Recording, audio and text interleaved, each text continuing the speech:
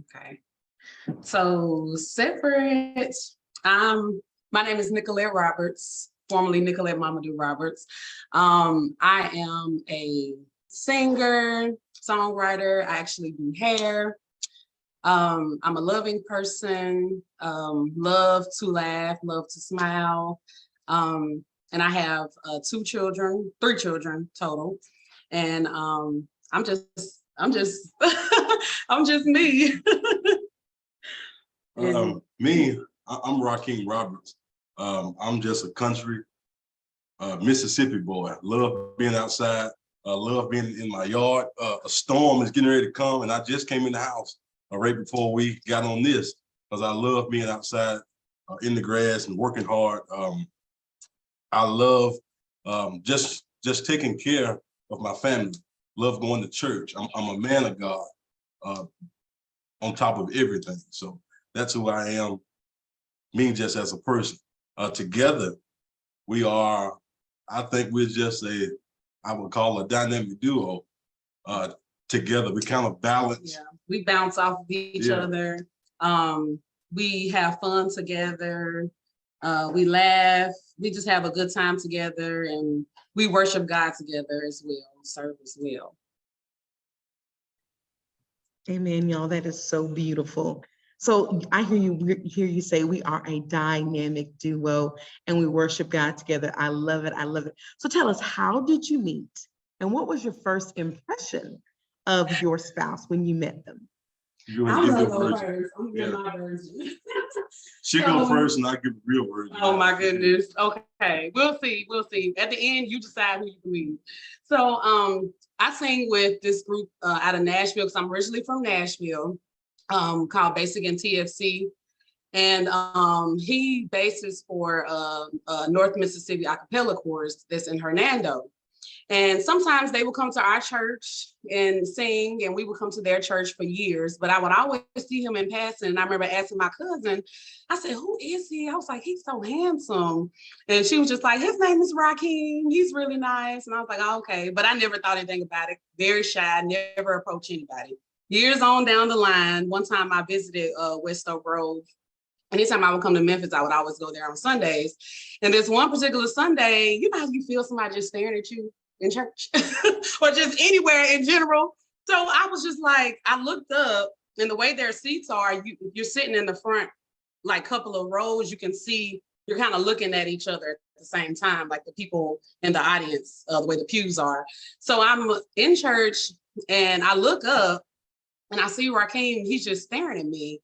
And I was like, okay. So I looked back down and then I looked up again, moments later. And I was like, well, maybe he's staring at me because he thinks I'm staring at him, And then afterwards, I realized, okay, maybe he's not staring at me. So I saw him after church and we talked and, we've been friends since then. That was in what, 2016? Yeah. 2016. So it's funny how they say the person you're supposed to be with is sometimes somebody right there in front of you. We saw each other for years, but we didn't realize that here we are, we be married for 3.5 years and have 3 children later. So it's just a blessing. But you can go ahead and tell your story. Well, you actually kind of told the truth, but she was looking at me. She was kind of staring at me too. But that's really how all that happened. And since our first conversation that day, we didn't get each other's phone numbers. No, we didn't actually. No. We just looked at each other at church, and it wasn't until I think that was in January of 2016, around March. Yeah, March. February, March of that same year, I DM'd her on Instagram one night. He was in my DMs, y'all. He slid in my DMs. Yeah, I DM'd her and I asked for a phone number, and we've talked every day since then. Yeah. We literally Every day. missed a day talking since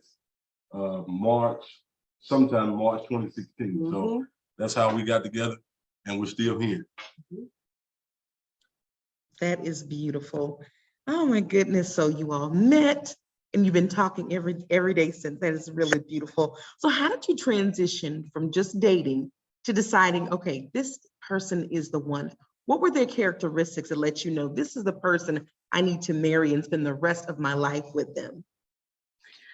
I'll go first on that. For me, Rakeem, the first night that we actually talked on the phone, we literally fell asleep on the phone the very first night. And I'd never done that before, like, dating anyone, and really the first conversation. And I woke up the next morning, I was just like, we fell asleep, And we just, every time we talked, it was just things about him that I just was like, wow, he loved God. And sometimes men and women too, they'll say they love God, but sometimes if they are after a woman that does serve, they'll pretend or try to be one way. But I could tell that he was very genuine about the person that he was. And I saw how he treated his grandmother. I saw how he just handled life in general. And I remember telling my best friend, probably about maybe 2 months or so, I was like, I'm gonna marry him.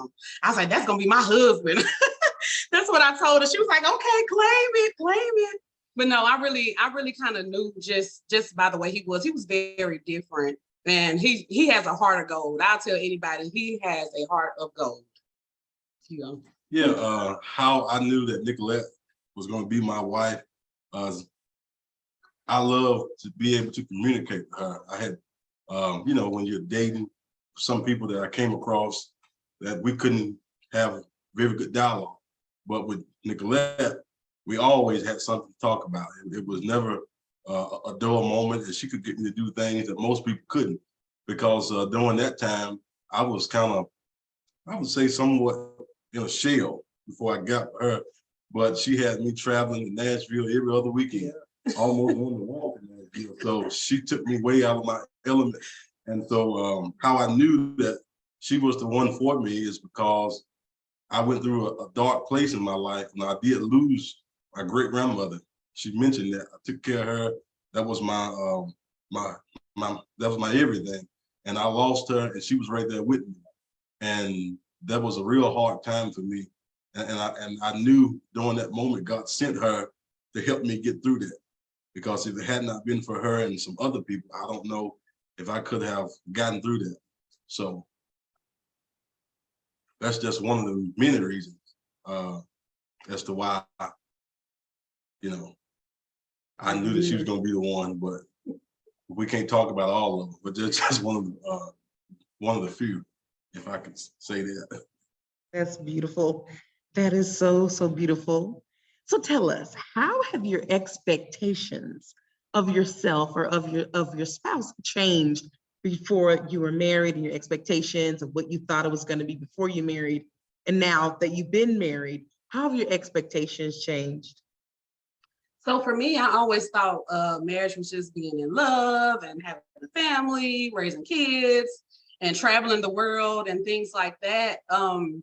But I never really, I guess, before I got married, and my view on marriage, it's just completely different now that we're actually in it. And I kind of feel like before we got married, we thought it was going to be one way. And then you got to keep in mind, we were also long distance. Okay. So we were never like in the same city, but after we got married, that's when we came in the same house. And so we had a whole lot of expectations and things that we thought it was going to be one way. That first year, we clashed big time. And it's just amazing to me how far we've come, but yeah. And then we learned, now, because we're still learning, we're still growing every day, but in marriage, we have learned that we have to serve each other. And I had to learn that over time. It just wasn't her serving me. I had to serve her. It just wasn't me serving her. She had to serve me. We had to work together. I went into marriage thinking, I had always heard marriage is 50-50 to get 100. That's not true. It's 100-100. Everybody has to both parties have to put 100% into it in order for it to be successful. And then you have to, well, I'm not gonna get into that because you didn't ask me that. But that's my take. What were you gonna say? I was gonna say my communication skills. I guess I can say that. My communication now is not what it was 4 years ago. So, because I didn't feel like I had to talk. I had to say certain things. But as over time, I've learned You have to communicate with your spouse. You have to. I have to tell her everything. I can't sugarcoat anything. I have to tell her exactly. Look, the sky's blue, and I want to wear a white shirt today. She has to hear detail by detail. Yeah, I agree. That's good, you guys. I love it. So your communication change and also your understanding of what marriage would be has changed, okay, over time. I love it. I love it. So tell me a little bit about how you all put God first, keep God first, through with your marriage. How do you keep God first in your marriage? Yeah, how we keep God first in our marriage, and that was something that we had to learn over time, because going into it in the beginning, I can honestly say, and I think she can too, she can testify to this, we didn't have the relationship with God in our marriage like how we should have. And I think that's why we had so many problems in that first year and a half that we had, because God wasn't really in the center of it. Yeah. No, and it's kind of like going back to it kind of goes back to your last question that you asked. He expected this, but I expected this, and we're not on the same page at all. And then here's God up here just looking at us like, this is not what I designed. This is not what y'all can do. Y'all are better, you know. So I just kind of, I'm grateful that we've gotten to the point to where we can communicate and where we can understand that nothing is going to work without him, period. It's just not. And I live my life knowing that God is the head. But I think once, and I'm speaking for me, once we got married, I didn't remember in the beginning that God has to be the head of that marriage as well, you know? So that's just something that I had to learn over the years. And I had to learn that I had to submit to God. I had to really have a relationship with God and let God direct me so I could direct my family. And I had to really understand what it really meant to be, you know, we hear all the time, the man is the head of the house, he's the leader. But that comes with, that's a big umbrella.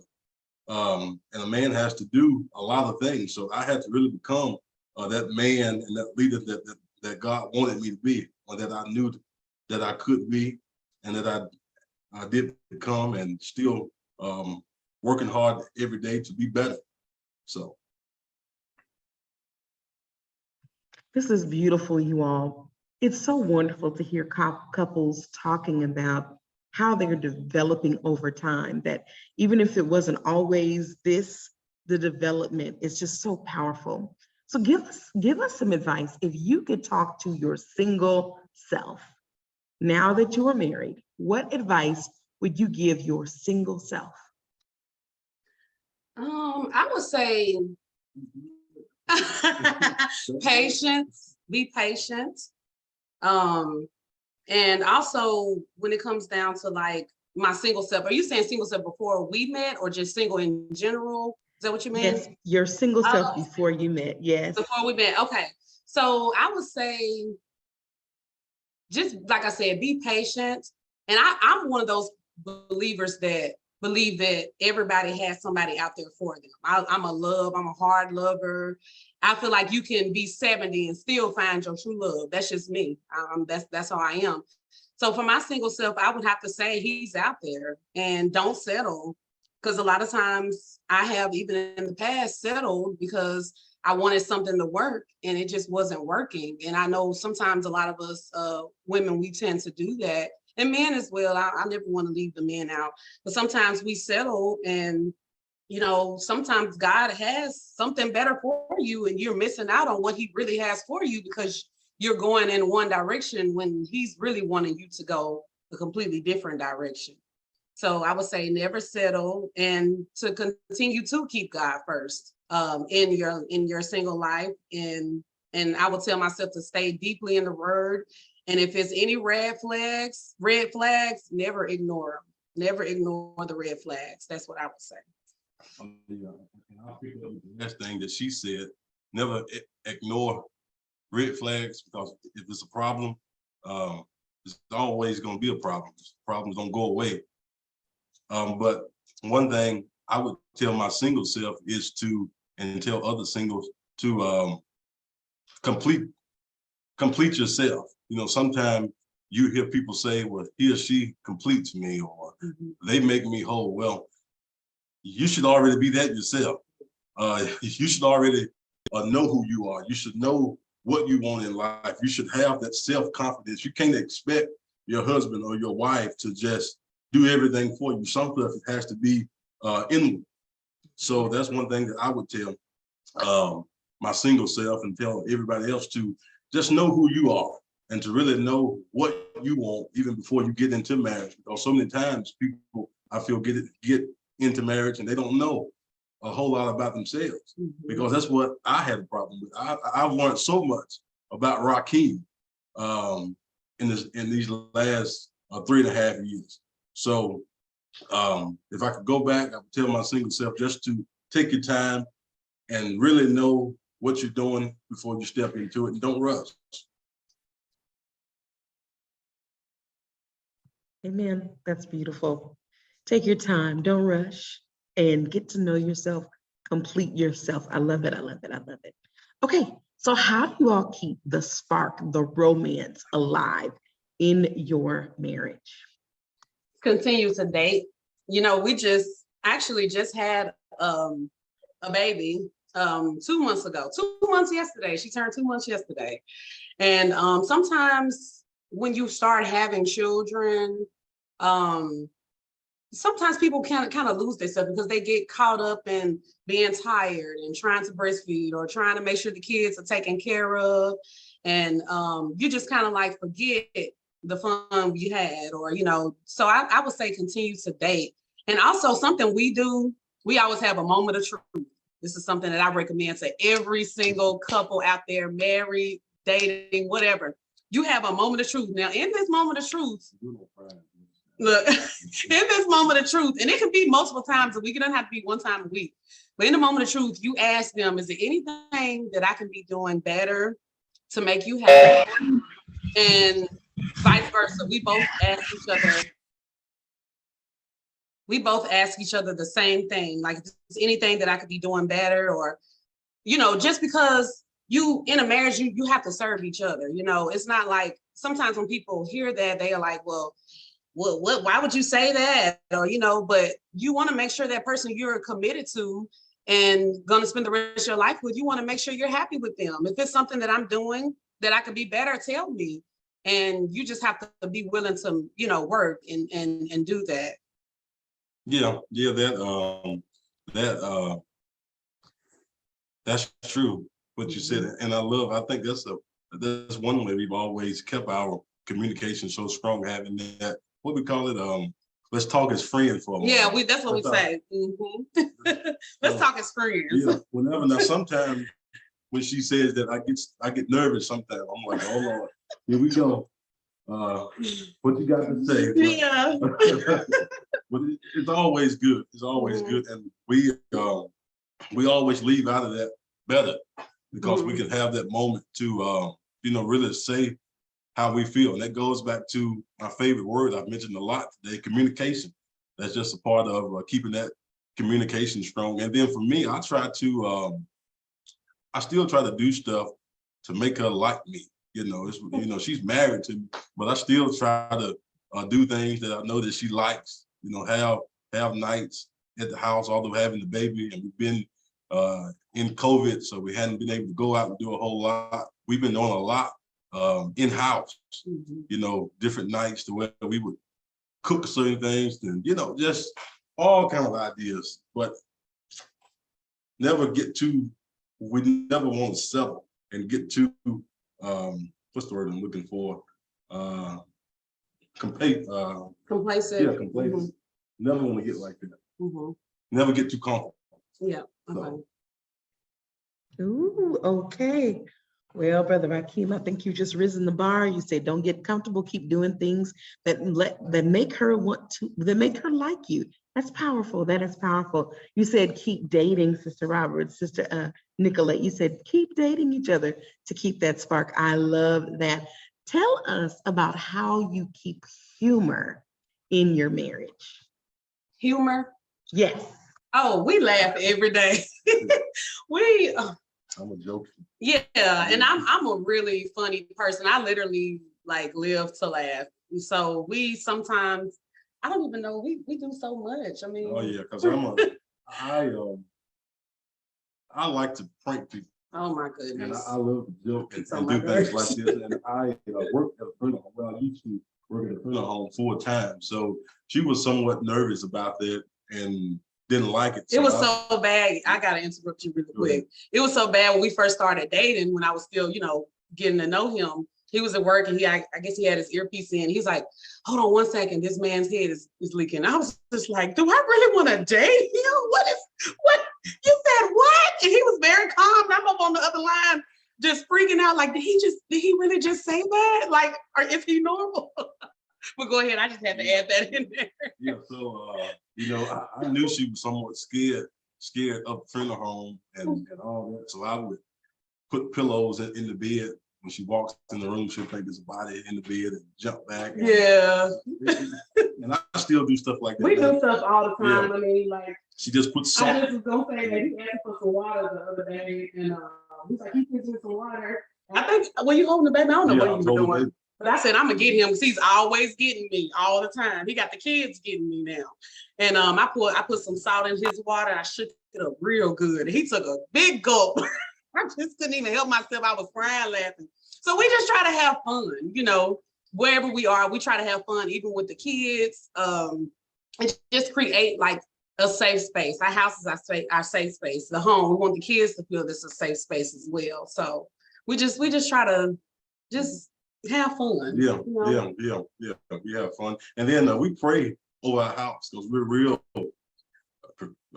protective of our peace. Mm-hmm. So we really watch spirits and watch people that come in and out of here, because we want people that when they come over to visit, feel the warmth and the love and can see the light of God shining on us, even when they just see us. Yeah. So. Amen. That is powerful. Protecting the peace in our home. That's so, so powerful. So tell us, what role has the church played in the strength of your marriage? Oh my goodness, that a big role. I always say with anyone that's married or dating, or even outside of being married, if you're single, you need that community. Everyone needs that support. We play a big role in our church, teaching classes, and Rakeem, he does a lot of, he teaches classes at Western Grove and does different things in the young adult department. But it's just like, without having that community, I don't think we would be where we are. Even times when we've had issues, our pastor has come to the house, sit at that table right behind us, and his wife, and have talked to us, about certain things. There's other pastors as well that have, come and just supported us during our times. Because anybody that's on here, I can't see how many people are on here, or anybody that will watch this video, if you are married, you know how rough it can get sometimes, when you just want to say, forget it. But when you have that community that supports you and just say, no, y'all got it, y'all can get through it. What would God want you to do? That just reminds you, like, we got to make sure God is in this. And during that season of our marriage, that's when we realize God is not in the center like he needs to be. And it's on us, but we have to do better. And then also adding to that, like she said, the church plays a big part in everything that we do, because church is almost, I'm not gonna say it's our life, but it plays a real big role in our life. And so when you have a church where you have friends and have, real good, I can't even get the word out, but when you're talking to other people, you'll find yourself listening to their problems, and then you'll realize that, hey, I'm not as bad off as I thought, because some people have worse stuff going on than you have. So you have to really open that door up and feel comfortable to talk about your problems and talk about the things that you're going through, and then keep that trust with those people, because you can't talk to everybody about everything. So you have to really watch yourself and you'll know who you can talk to and who you Mhm. can't. It's just called discernment. Yeah. You'll know. But that's how the church has played a big role. And then, like she said, our preacher and his first wife, our first lady, I'm sorry, they have played a big role in our marriage, because that's one thing. He's kind of an old school preacher, but that's one thing he talks a lot about is marriage. So I can really relate to him in terms of that. So That's good. So what is the very best marriage advice that you received, Nicolette? And then what's the best marriage advice that you have seen or heard, rather, Rakeem? Okay. One marriage advice, my mom always say, you have to continue dating. And I think I said that before on one of the other questions. Never lose yourself, And also one thing that someone has said, that I think the most important thing would be that you have seasons. The man that I married on April 13th, 3.5 years ago, he's not the same person that he was back then. And I'm not either. And that's only with 3.5 years. Different things have happened. And it's funny because I remember when when we had our 3-year anniversary, I look back and I'm just like, we are not even the same people. You know what I mean? So you have to really, and that's in a good way, is what I mean. It's not in a bad way, but you have to really be able to be flexible and be able to adjust, and just know that there are going to be seasons where one of us may lose a parent. One of us may lose, and I pray to God that it didn't happen, but lose a child. You have to be prepared for everything. So I would say just know that the advice that I will say that I received or could give is that it's going to be different seasons of different things. Back in February, for example, I got really sick. I was pregnant and I almost lost the baby. I had issues with my placenta. And one night I had to go to the emergency room. And, once I got back home, thank God, the baby's here, everything's fine. But once I got back home, I couldn't walk without assistance. I couldn't bathe myself or anything. I couldn't even, I hate to be explicit, but I couldn't even wipe or anything. My husband had to help me. And I never thought, because we're young, you don't think that anything's going to happen to you or that, he would have to help me. Now I'm thinking in my mind, oh, we got plenty of time if it gets to that point. But I mean, here I am, 29 at the time. And I needed that help, but he was so good to me. He was there for me. So you want to marry somebody that's going to wipe your butt. That's all I was saying. That's the advice I would give. I know I just caught you off guard with that, but that's serious. I'm being transparent. You really do. You want to make sure, sometimes people marry for money, or sometimes people marry because it looks good. When you get sick, you want to make sure that person is going to be there. And seriously, I'm sure he got tired. I'm sure it was things that, moments where he just, was worried about me, but he had to be selfless in that moment, and he took care of me. So you got to make sure, that's what you do. So that's what I would say to sum it all up. Well, you said everything I was going to say. So I don't have a whole lot else to say, but that is true. You have to marry somebody, because I did all those things for her, and if it happened again today, I would do it all over again, because I just love her that much, and I know that I feel that she'll do it for me. And one word of advice I received from an older guy, Mr. W.H. Rogers. He's 92 years old now.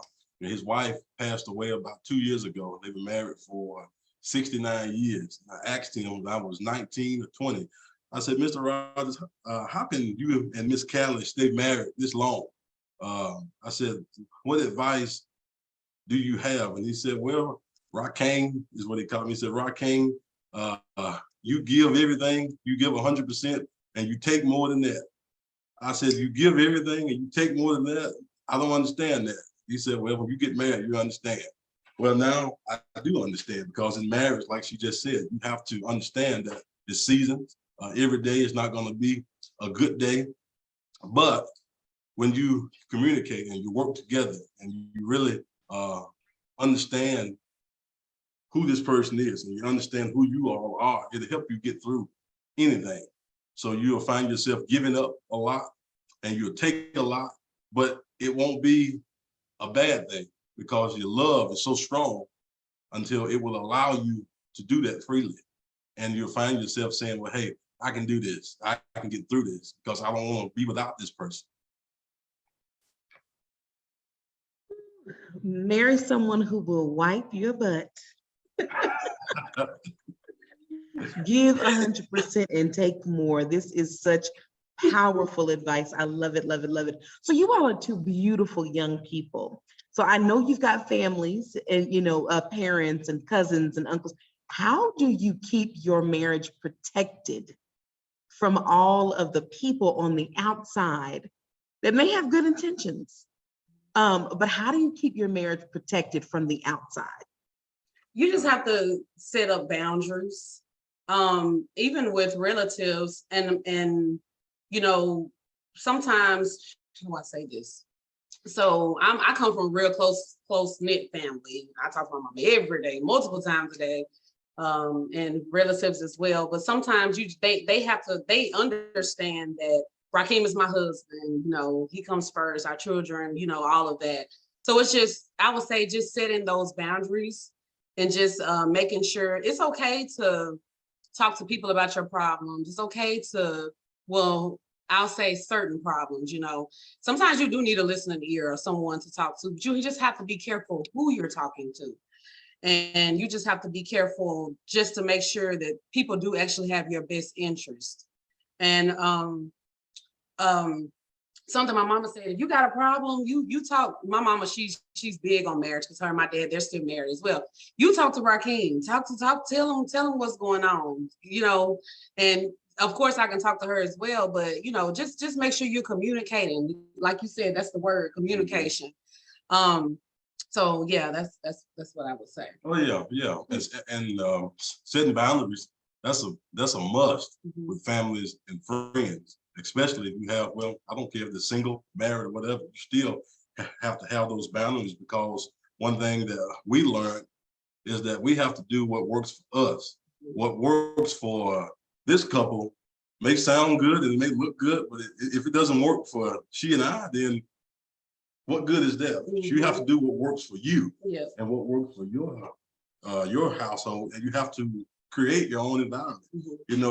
My mama was married, her parents are married. I have friends and relatives that are married, but we have to, what we are doing now is creating our own environment. We're creating our own structure for our children so that when they grow up, they can say, well, my mom and dad did this. We're not living through our grandparents, our parents. We're parents now. So we're setting an example for the next generation. And then sometimes it takes time to figure out what works for you. You're not going to go into a marriage just knowing this is how we're going to do this. You're going to have a lot of moments of lessons that are learned, and you just have to figure it out. And like I said, sometimes it'll take time. It might come to you easily, but just because my mom did things one way, that might not work for us, and vice versa. So. And also, don't tell family or friends too much of your business, because a lot of times they'll tell family and friends everything. And 9 times out of 10, when you're having problems or issues, you're gonna get over it. Unless she tries to kill me, something like that, I may not get past. But any other things, sooner or later, you're gonna get over that. But when you share real deep details with family and friends, well, you may move on, but they won't. Yeah, you'll be at the family reunion. They're gonna be like, "Hey, mom-in-law." Yeah. They gonna give you the hi, or you just have to be, Now, I do believe that you cannot, like I said, everybody needs that support. Everybody needs that community, but you still have to just be careful. Make sure it's the right person. I can call. I have a best friend that I can call. She's not married, but I can tell her plenty of things, but she's always very supportive. She'll put me in my place, if I'm in the wrong. And like I said, I'm using her as an example because you just have to be careful with who you're sharing things with. Just be careful, because like I said, some people may not have your best intentions. Oh yeah, and especially with friends. you don't talk about your spouse too much to your friends. Somebody may try to take them from you. That can happen, you know. So yeah, but we definitely have to set those boundaries and just do what works for us and focus on us.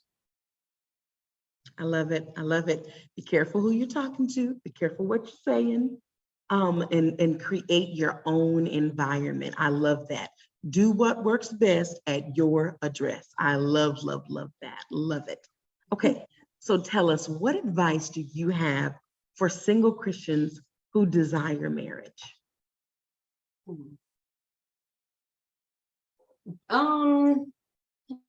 There's so much to say. Single Christians. I guess I would say, if you're single, enjoy being single while you can. Take your time. You're at a good spot being single, believe it or not, because you're not tied down to anybody or anything. Once you get into marriage, that's it. So don't rush into something just to say that you're married. Yeah. So many times people want to get married because all my friends married, all my sisters and brothers married. I have to do this. Not necessarily. You do what's best for you. That's like we do what's best for our dress. You do what's best for your dress. You know, and if you know that you're not ready, then don't do that. But if you feel that you are, make sure that you're ready. You know, go through some things. I'll say prepare. It would be the advice that I have, because I feel like, going back to what I said at the beginning, I feel like everyone has someone out there, but you want to make sure you're whole. You know, get your credit together, get some money saved. You know, if it's some things that you feel like you need to do, if it's something you want out of someone or have all these expectations, make sure you have all your stuff in order. You know. So I would just say, work on yourself, keep following Christ more than anything, because once you do that, everything will fall in line. And then also, you want to make sure, if you are looking for someone, look for someone that is compatible and that you can be equally yoked. Yeah, and talk to God about it, because God will send you exactly who you need. You may not always get what you want in life, but God will give you what you need. And in a marriage partnership like this, you have to be with somebody that is God sent. And you can't make marriage work, because it won't work. But if God sent it, if God ordained it, it will work. But you have to wait on God. Yeah. Amen. Wait on God. This is so, so good. Well, you all have just been so wonderful with us today. Just your answers have just been so helpful. We love your chemistry. We love your chemistry. So I have a whimsical question. Do you all have a song like that's like your song? I don't think we do. We listen to a lot of music in our house, and we both love music individually. So I don't even think, do we have a song? What's the song that we listen to a whole lot? If I tell you our song, y'all won't like it, because it's a blues song, and it's not. It's not. On blues, I can't roll my eyes anymore. When we first started dating, what are you listening to? Ooh, like our daughter was just singing a blues song. What was that, yesterday? I was like, stop it. But she loved it. She only 4, but you know, I'm trying to think. I don't think we do. Jill Levert, Made to Love You. That's one of my songs. That's a song we played that at our wedding. That was played at our wedding. Yeah, that's a good one. And then Calvin Richardson, Can't Let Go. Can't Let Go. Holding On, Can't Let Go. We listen to a lot. Yeah. Too Long by King George. I don't know. We got so many. That's so hard to even choose. So I don't think we have a specific song, but yeah, I don't think we have a specific song. Well, you all are just beautiful together. You are blues and jazz and all the wonderful things. And of course, every a cappella Christian song that there is. We just thank you all so much for sharing your love with us. All right, is there anything else you want to say before you close out? I just want to say thank you, Sister Kim, for inviting us. It means a lot to have anybody consider you for something like this. So we just thank you for just thinking of little old us to come Yeah. on Saturday morning. And we hope that we've said something that helps somebody or encourage them, because we don't take things like this for granted. So we just thank you all for just having us this morning. Yeah, I agree. And I hope we, like he said, something for someone that sees this video, maybe for someone you thinking about marrying or even thinking about approaching, or even the single ladies that are not married yet. I just want you all to just, hopefully something we said can help you and guide you. And, you know, we are always available for people that may need advice. We don't know everything. We're still learning for sure. And we just wanted to, hopefully we bless someone. Yeah, and like she said, we are real down to earth, approachable people. So if anybody's listening to this and feel like reaching out to us on Facebook or through social media, we're always in the help. And Absolutely. we'll do the best that we can. Especially those married couples, we know how it is, how it can get sometimes when you want to call it quits or whatever the case may be. So we'd be glad to help and assist in any way. Yeah.